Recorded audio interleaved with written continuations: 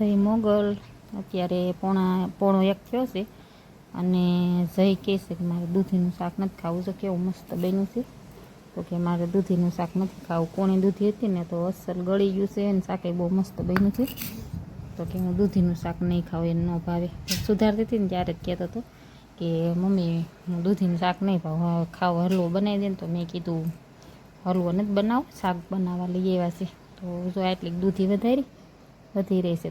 તો આનો હલવો બનાવી દઉં. જઈને આમ થાય કે અમારે જઈને હલવો બહુ ભાવે, એટલે ગમે ત્યારે દૂધીનું શાક કરવા લઈ આવ્યા હોય ને એટલે જઈ એમ કહે કે મમ્મી હલવો બનાવીને, એટલે બનાવવો જ પડે. દૂધી ભાંડી નથી કે હલવાનું નામ દીધું નથી.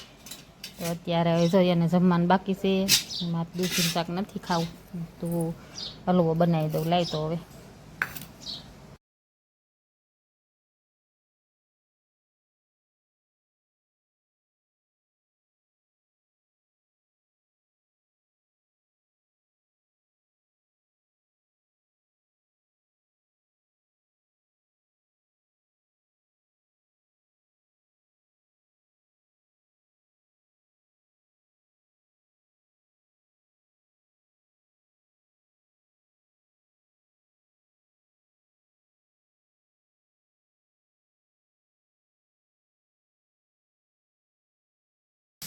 થોડીક વાર આને ઢાંકીને રાખવાનું છે, એટલે પાણી એ બળી જાય અને સારી રીતે દૂધી સડી જાય.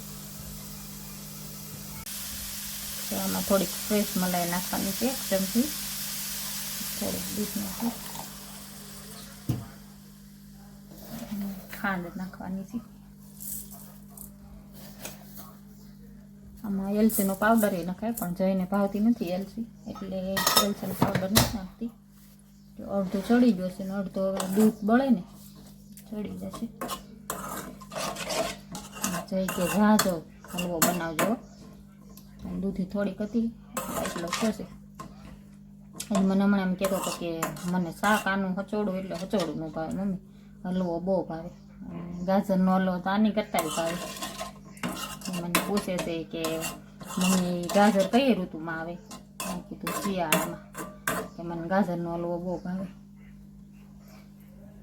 થોડીક વાર ઢાંકી દઉં.